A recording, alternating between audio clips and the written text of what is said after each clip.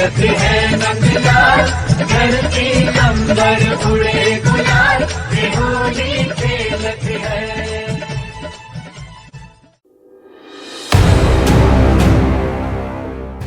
रंगों का त्योहार होली, यह सिर्फ एक पर्व नहीं बल्कि भारतीय संस्कृति, परंपरा और आध्यात्मिकता से जुड़ा एक अद्भुत उत्सव है।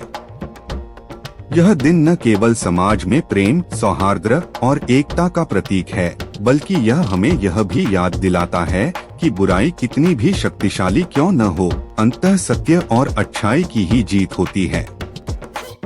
होली का इतिहास हजारों साल पुराना है और इसके पीछे अनेक पौराणिक कथाएं, धार्मिक मान्यताएं और ऐतिहासिक घटनाएं जुड़ी हुई हैं।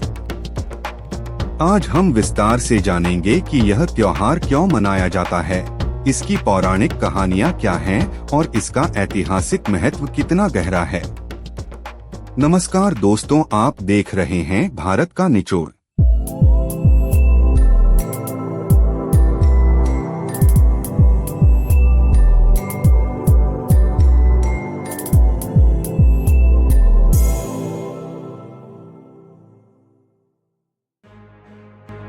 अगर होली की शुरुआत की बात करें तो सबसे प्रसिद्ध कथा भक्त प्रहलाद और होलिका से जुड़ी हुई है।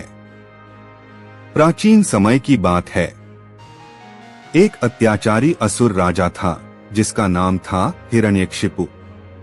उसने घोर तपस्या कर भगवान ब्रह्मा से ऐसा वरदान प्राप्त कर लिया जिससे उसे न कोई देवता मार सकता था, न कोई मनुष्य, न रात में, न दिन में, न घर के अंदर, न घर के बाहर, न किसी अस्त्र से, न किसी शस्त्र से। इस वरदान के अहंकार में उसने अपने राज्य में भगवान विष्णु की पूजा पर प्रतिबंध लगा दिया और खुद को भगवान मानने लगा। मैं ही भगवान हूँ, इस पूरे संसार में मेरी ही पूजा होगी। परंतु उसके ही पुत्र प्रहलाद भगवान विष्णु के परम भक्त थे।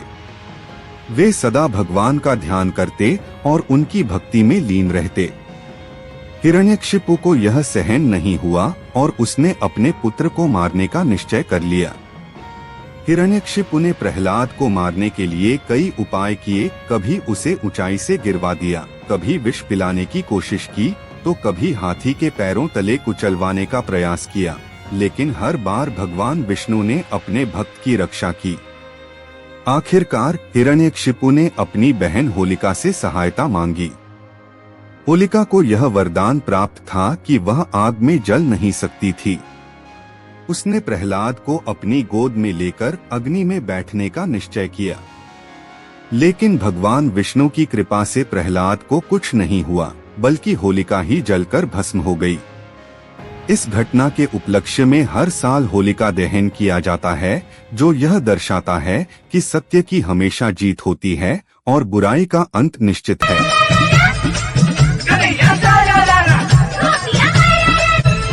होली खेलत है नंदलाल, धरती अंबर उड़े गुलाल, ये होली खेलत है।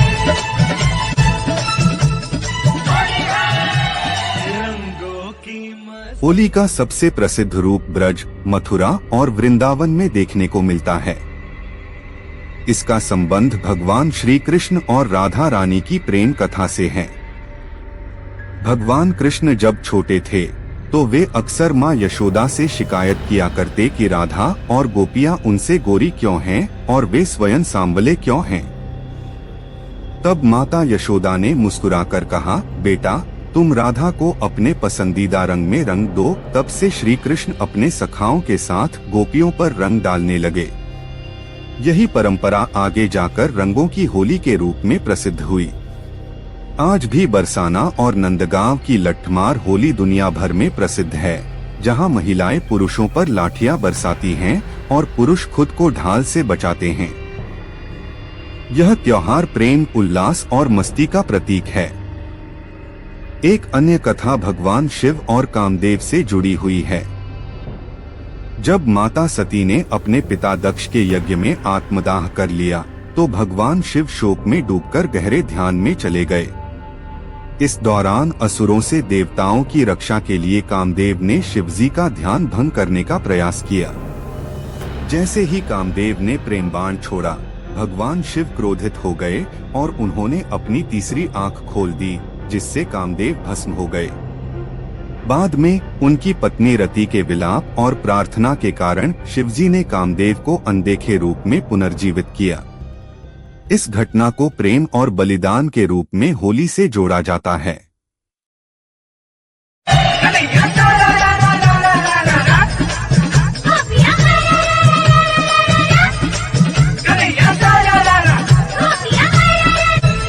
होली खेलत है नंदलाल, धरती अंबर उड़े गुलाल, ये होली खेलत है।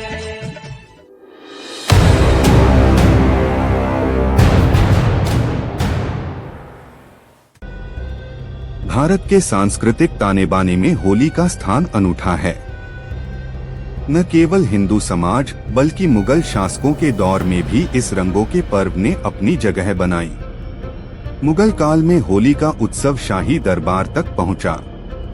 सम्राट अकबर के समय से ही दरबार में रंगों की होली खेलने की परंपरा थी। इतिहासकार बताते हैं कि फतेहपुर सीकरी और आगरा के महलों में रंगों की होली बड़े धूमधाम से मनाई जाती थी। अकबर अपनी बेगम जोधाबाई और शाही परिवार के अन्य सदस्यों के साथ इस उत्सव का आनंद लेते थे। जहांगीर के शासनकाल में भी होली का उल्लेख मिलता है। जहांगीरनामा में इस बात का जिक्र है कि शहजादा खुर्रम बाद में शाहजहां अपने दरबारियों के साथ होली खेलते थे। खास तौर पर शाही महल की महिलाएं इस अवसर पर एक दूसरे पर अबीर गुलाल उड़ाती थीं। जब शाहजहां दिल्ली का बादशाह बना तो लाल किले में होली का भव्य आयोजन किया जाता था। यहाँ संगीत, नृत्य और रंगों की होली होती थी। कहा जाता है कि बीरबल जैसे दरबारी भी इस उत्सव में भाग लेते थे और उनकी चतुराई भरी बातें होली के मौके पर दरबारियों को खूब हंसाती थीं। मुगल और राजपूतों के संबंधों के कारण होली की यह परंपरा शाही परिवारों तक फैल गई। इस्लाम में रंग खेलना पारंपरिक नहीं था, लेकिन भारतीय संस्कृति की सौहार्दता के कारण कई मुगल शासकों ने इस पर्व को अपनाया। समय बदला पर होली की रौनक कम नहीं हुई। आज यह त्योहार भारत ही नहीं बल्कि पूरी दुनिया में धूमधाम से मनाया जाता है। आज होली सिर्फ उत्तर भारत तक सीमित नहीं बल्कि नेपाल, मॉरिशस, फिजी, अमेरिका और यूरोप के कई हिस्सों में भी इसे बड़े हर्षोल्लास के साथ मनाया जाता है। विशेष रूप से ब्रज की होली, लठमार होली, शिमला की शांति होली और शांति निकेतन की सांस्कृतिक होली पूरे विश्व में प्रसिद्ध हैं। इस दिन लोग गुजिया, ठंडाई, भांग और तरह तरह के पकवानों का आनंद लेते हैं। यह दिन रंग, संगीत और मेल मिलाप का होता है, जब लोग पुराने गिले शिकवे भुलाकर एक दूसरे को गले लगाते हैं और एकता का संदेश देते हैं। होली का नाम आते ही एक मिठास भरी सुगंध मन में बस जाती है, गुजिया की। लेकिन क्या आप जानते हैं कि इस मीठे पकवान की परंपरा कब और कैसे शुरू हुई? गुजिया की उत्पत्ति प्राचीन भारत में हुई। पहले इसे करंजी कहा जाता था, जो महाराष्ट्र में आज भी इसी नाम से जानी जाती है। यह व्यंजन गुप्तकाल 4th-6th शताब्दी के दौरान बनना शुरू हुआ।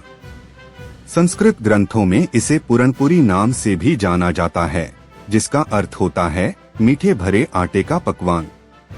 जब मुगलों का शासन भारत में आया, तब गुजिया में थोड़ा परिवर्तन हुआ। ईरानी और तुर्की मिठाइयों के प्रभाव से इसे मावा, खोया से भरना शुरू किया गया। धीरे धीरे यह मिठाई पूरे उत्तर भारत में प्रसिद्ध हो गई।